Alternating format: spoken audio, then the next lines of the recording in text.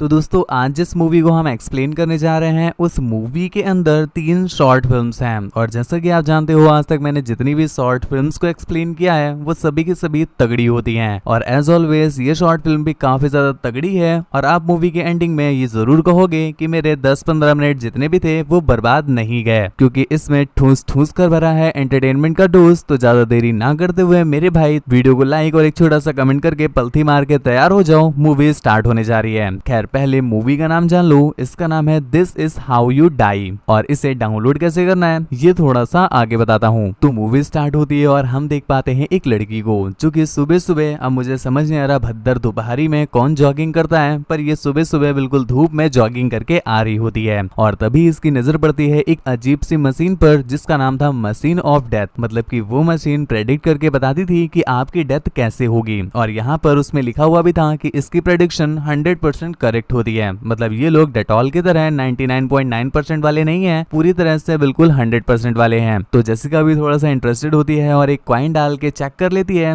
जिस पर वो मशीन उसका ब्लड लेकर के, भाई साहब ब्लड क्यों ले रहे हैं, शुगर टेस्ट करना है कि फ्यूचर? अपने यहाँ किसी भी चौराहे में बैठे हो बाबा, सिर्फ तुम्हारा माथा देख करके, ब्लड तो छोड़ ही दो, सिर्फ माथा देख करके तुम्हारा इस जन्म क्या अगले 7 जन्म का भी बता देते हैं। खैर जो भी हो, यहाँ पर वो मशीन उसका ब्लड ले करके उसका फ्यूचर प्रेडिक्ट करती है। जो रिजल्ट आता है उस पर लिखा होता है ओल्ड एज। ये देख करके वो लड़की थोड़ा सा रिलैक्स होती है क्योंकि उस पर लिखा था ओल्ड एज, मतलब उसकी डेथ उसकी ओल्ड एज में होगी। तो खुशी खुशी वो मटकते हुए घर की ओर वापस जाने लगती है, परंतु रास्ते में ही एक कार से टक्कर होने की वजह से उसके फड़वे लग जाते हैं और यहाँ पर हम देख पाते हैं जिस कार से उसको टक्कर पड़ी है उस कार का ड्राइवर एक ओल्ड एज मैन है। मतलब दोस्तों उस मशीन की प्रेडिक्शन सही थी कि उसकी डेथ का रीजन ओल्ड एज होगी, न कि उसकी ओल्ड एज, किसी और की ओल्ड एज। जिसके बाद अगले सीन में हम एक माइक नाम के तूतिया बंदे को देखते हैं जिसका इंटरेस्ट बेस मशीन की तरफ आ जाता है और वो कॉइन डाल के अपना ब्लड वगैरह दे करके अपना फ्यूचर प्रेडिक्ट करता है जिसमें उसकी प्रेडिक्शन निकल के आई थी पैराशूट फेलियर। तो यहाँ पर भैया जी की फटके 4 हो जाती है और वो डिसाइड कर लेते हैं कि वो ऐसा कोई भी काम नहीं करेंगे जिससे उन्हें पैराशूट की हेल्प लेनी पड़े और इसी वजह से वो ना ही कभी स्काई डाइविंग करते हैं, इवन ना ही कभी वो एरोप्लेन से सफर करते हैं। तो ऐसे करके उनकी लाइफ बिल्कुल मस्त चल रही थी और कहीं ना कहीं इस बंदे को भी ऐसा लगने लगा था कि अब तो बिल्कुल मस्त है, अब उनको कोई मारे नहीं सकता। ह्यूमन देख के मॉर्टल समझे क्या, इमॉर्टल है मैं। एक दिन जब वो अपने दोस्तों के साथ एक प्लेग्राउंड पर खड़े होकर के कुछ बातें कर रहा होता है कि तभी ऊपर से एक पैराशूट का बैग जो कि अत्यधिक वेलोसिटी से आ रहा था वो सीधा उसके सर पर गिर करके उसके भी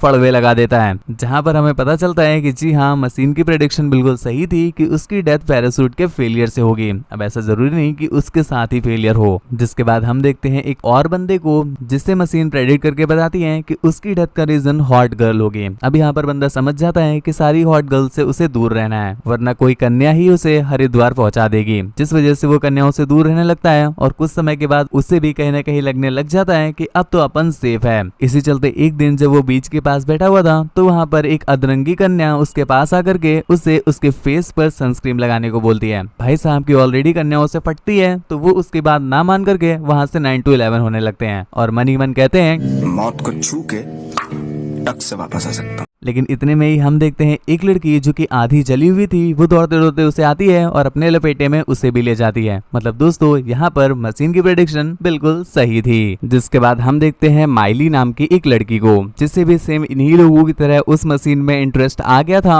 और वो भी अपनी प्रेडिक्शन वगैरह करवाती है जिसके कार्ड पे लिखा था टाइम ट्रेवल। और ये देखने के बाद उसकी खास कुछ फटती नहीं क्योंकि टाइम ट्रेवल वगैरह की चीजें आधे से ज्यादा लोग तो फेक ही मानते हैं। जिसके बाद वो घर जाकर के ये बातें थोड़ा सा इंटरेस्ट लेकर अपनी फ्रेंड को बताने लगती है, पर उसकी फ्रेंड जो कि टोटली टाइम ट्रेवल पर बिलीव नहीं करती है तो उसे इस बात को लेकर गुस्सा आ जाता है कि ये क्या फालतू की बातें पेले चली जा रही है। जिस पर वो गुस्से में ही एक क्लॉक को उसकी तरफ फेंकती है और उस क्लॉक के लगने की वजह से एक टाइम लूप एक्टिवेट हो जाता है जिस लूप में ये बेचारी बंदी फंस जाती है और यहाँ पर वो उस समय पर पहुंची है जहाँ पर वर्ल्ड वॉर चल रहा है और वर्ल्ड वॉर की गोलियों से ही यहाँ पर दीदी के फड़वे लग जाते हैं। और इसके बाद अगले सीन में हमें एक और बंदा दिखाया जाता है जिसने सेम इसी मशीन से अपनी प्रेडिक्शन की थी। मतलब अपने आधे फड़वे तो वो लगवा ही चुके हैं, पूरे अभी तुम खुद देख लेना। तो यहाँ पर उनके प्रेडिक्शन में लिख के आया था बियर। तो भैया जी समझ जाते हैं कि कोई भालू ही होगा जो उनकी मारेगा। तो वो डिसाइड कर लेते हैं कि भालू से बिल्कुल दूर रहने का है। इवन वो इतना दूर हो जाते हैं कि अपनी एक शहद की बोतल जिसका सिर्फ स्ट्रक्चर एक बियर के जैसा था वो उस शहद की बोतल को तक यूज नहीं करते हैं। अब भैया जी इतनी छोटी छोटी चीजें अवॉइड करें करेंगे तो उनका भी दिमाग फ्रस्ट्रेट हो जाता है, तो वो थोड़ा सा माइंड को फ्रेश करने के लिए अपने फ्रिज से बियर निकाल कर पीने लगते हैं। पर अगले ही पल उनका माथा ठनका और उन्हें याद आया कि जो वो पी रहे हैं उसका नाम भी बियर ही है। तो भैया जी यहाँ से वो बियर पीना भी छोड़ देते हैं। खैर इतने में ही उसकी बेटी वहां पर आती है जो कि उससे जंगल में कैंपिंग पर चलने के लिए बोलती है, परंतु पापा की ऑलरेडी फटी पड़ी है और जंगल जाएंगे तो वहां पर बियर उनके पलटा के मार लेगा। इस डर की वजह से वो उसे साफ साफ मना कर देते हैं, जिस पर उसकी बेटी रीजन पूछती है तो चचा उसे रीजन बताते हैं, परंतु बेटी को लगा कि शायद बुढ़ापे में सठिया गए हैं पापा, तो वो उन्हें समझा देती है कि हम लोग जंगल में ज्यादा अंदर नहीं जाएंगे तो आपको बियर से कोई खतरा ही नहीं है, और ज्यादा दिक्कत है तो आप अपने पीछे ढक्कन लगा लीजिए, कोई आपकी मार ही नहीं पाएगा। तो ये आइडिया भी अंकल जी को बहुत ज्यादा सही लगता है, तो वो अपने साथ एक एक्स लेकर जाते हैं ताकि वहां पर अगर बियर आए भी तो वो बियर के ही फड़वे लगा दें। यहाँ पर हम देखते हैं कि वो कैंपिंग पर जाते हैं और भाई साहब यहाँ पर ना तो उनके एक्स का कुछ यूज होता है और ना ही उनके किसी लॉजिक का, क्योंकि बियर वहां पर आता ही नहीं, जिस पर अंकल जी बहुत ज्यादा खुश हो जाते हैं और मशीन को ही तूतिया तूतिया बोलने लगते हैं। उन्हें लगता है कि शायद मशीन ही तूतिया थी और उन्होंने भी मौत को तूतिया बना दिया। तो अब से वो किसी भी चीज से डरना छोड़ देता है और बिल्कुल मस्त होकर के अपने उस हनी वाली बोतल को भी यूज करने लग जाता है। और ये सब अंगड़ू बंगड़ू हरकतें जब वो कर ही रहा होता है कि इतने में ही उसकी खिड़की से एक बियर आता है और वहीं पर उसकी पलटा के ले लेता है। मतलब चचा इतनी जल्दी तुम्हें खुश नहीं होना चाहिए था। खैर इसी के साथ ये वाली शॉर्ट फिल्म यहीं पर खत्म हो जाती है और अब हम एक्सप्लेन करेंगे अगली शॉर्ट फिल्म को। तो फिल्म स्टार्ट होती है और हम देख पाते हैं एक बंदे को जो कि बिना चेहरे के सो रहा होता है और हमें बताया जाता है ये वो समय है जिस समय पर लोगों के पास अपने चेहरे ही नहीं है, बल्कि वो अपने मूड के अकॉर्डिंग अपने चेहरे को खुद ही अपने फेस पर लगा लेते हैं। यहाँ पर हम देखते हैं जैक नाम के एक बंदे को जिसके पास टोटल 15 चेहरे थे और जब उसका जैसा मूड होता था वो उस चेहरे को अपने ऊपर अप्लाई कर लेता था। तो अभी अभी जैक सोकर उठा है और उसका मूड आज बहुत अच्छा है, तो उसने डिसाइड किया कि आज वो हैप्पी फेस वाला फेस अपने मुंह पर अप्लाई करेगा। तो वो उस फेस को अपने फेस पर लगाकर सीधा घर से बाहर जाता है और जब वो ग्रोसरी शॉप पर शॉपिंग कर रहा था और बिल कटाने पहुंचा तो उस ग्रोसरी शॉप का ओनर उसके हैप्पी चेहरे को देख करके बहुत ज्यादा चिढ़ जाता है।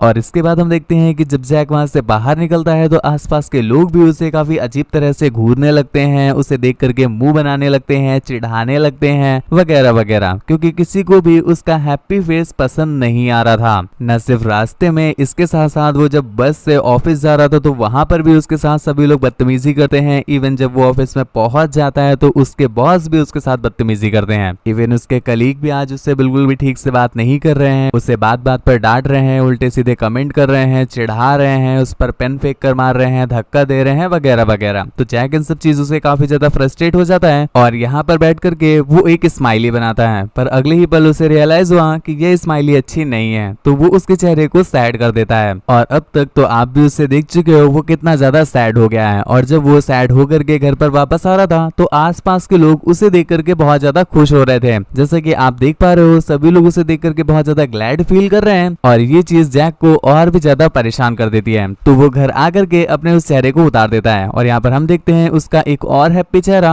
अब सैड चेहरे में बदल गया है। और इसी के साथ ये शॉर्ट फिल्म यहीं पर एंड हो जाती है। मूवी अगर आपको समझ में ना आई हो तो हम आपको बता दें कि इस फिल्म का सीधा सा कॉन्सेप्ट यही था कि अभी हम इस समय पर जी रहे हैं कि हम अपने चेहरे को अपने अकॉर्डिंग कभी भी चेंज कर सकते हैं, पर ये वो समय दिखाया गया था कि जब लोग अपने चेहरे को अपने अकॉर्डिंग नहीं चेंज कर सकते थे। तो इस शॉर्ट फिल्म का सीधा सा कॉन्सेप्ट बस यही था कि हमें ये फिल्म दुनिया के बारे में दिखाती है कि अगर आप दुखी हैं तो आपको देख करके लोग खुश हो सकते हैं, बहुत ज्यादा खुश हो सकते हैं, न्यूट्रल भी रह सकते हैं, पर अगर आप खुश हैं तो उन्हें इस चीज को लेकर के कभी भी खुशी नहीं होगी। बहुत रेयर ही होगा कि आपकी खुशी में कोई खुश हो, वरना हर किसी को कंपटीशन की पड़ी है, किसी से किसी की खुशियां नहीं देखी जाती। ऐसा मैं नहीं बोल रहा, ऐसा ये शॉर्ट फिल्म बोल रही है, वरना तुम कमेंट में शिवाय का नाम ही लेकर के जयकारा लगाने लग जाओ। तो इसी के साथ स्टार्ट होती है हमारी ये थर्ड शॉर्ट फिल्म जिसका नाम है स्टूको और इसमें हमें एक वुमन दिखाई जाती है जो कि काफी ज्यादा टेंस्ड होती है और यहीं पर लेटे लेटे उसकी नजर पड़ती है उसकी ही दीवार के एक होल पर, जो कि अभी तक नहीं था, पर अचानक से उसे पता नहीं कहां से वो होल दिखने लग जाता है, जिसे स्टार्टिंग में तो वो अवॉइड करती है, पर बार बार उस पर नजर जाने की वजह से उसमें थोड़ा सा उसको इंटरेस्ट आ जाता है और वो उसके पास जाकर के उसे देखना चाहती थी। और इतने में ही उसके अंदर से पता नहीं क्या कुछ अजीब सी टेंटिकल टाइप की चीज बाहर आती है और वो लड़की उसे किस करने लगती है।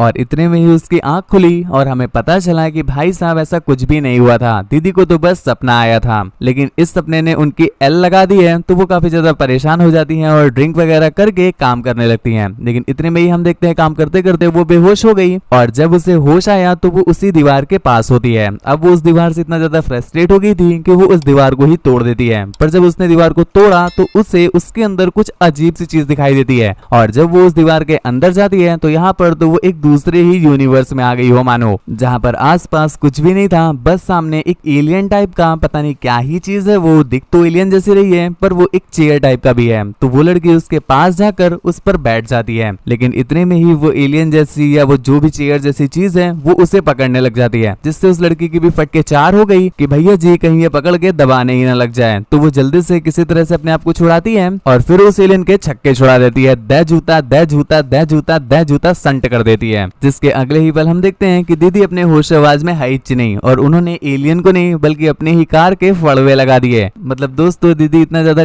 टेंस थी कि उन्हें अजीब अजीब तरह के हेलुसिनेशंस आ रहे थे, और अभी तक इन्होंने जो भी अपनी ये हरचट बनाई है ये सब कुछ इनके ही दिमाग की बनी है, ऐसा कुछ भी एक्चुअल में हाइच नहीं। खैर इसी के साथ ये मूवी यहीं पर एंड हो जाती है। दीदी का तो काफी नुकसान हो गया। खैर इन तीनों में से कौन सी स्टोरी आपको सबसे ज्यादा तगड़ी लगी, नीचे कमेंट में फर्स्ट, सेकंड या थर्ड लिख करके हमें जरूर बताना, ताकि हम आपके इंटरेस्ट के अकॉर्डिंग और भी ऐसी तगड़ी तगड़ी मूवीज आप तक ला सके। और अगर घूमते टहलते चैनल पर आए हो तो मेरे भाई और भी ऐसी तगड़ी तगड़ी मूवीज देखनी हो तो चैनल सब्सक्राइब कर लो, तो अगली वीडियो मैं खुद ही लेकर तुम्हारे नोटिफिकेशन में पहुंच जाऊंगा। वरना मिलते हैं ऐसे ही कभी घूमते टहलते मिल गए तो। मुझसे बात वगैरह करना चाहते हो या मुझे देखना चाहते हो तो इंस्टा पर फॉलो करके मैसेज कर लो। मेरी इंस्टा आईडी सिंपल है यार, आपका शिवाय। जी हाँ, सिर्फ आपका शिवाय। देखो स्क्रीन पर भी दिख रही है, लिंक नीचे डिस्क्रिप्शन में दिया हुआ है। अब तुम पूछोगे कि भाई मूवी डाउनलोड कैसे करनी है, तो सिंपल है यार, डिस्क्रिप्शन में जाओ, वहां पर टेलीग्राम चैनल का लिंक दिया है, उस पर क्लिक करके ज्वाइन कर लो। वहां पर मैं आपको मूवी के 1 क्लिक डाउनलोडिंग लिंक प्रोवाइड करता हूँ। बस एक क्लिक पे ही आप पूरी की पूरी मूवी डाउनलोड कर पाओगे। तो आज के लिए बस इतना ही। Thank you, bye bye, signing of.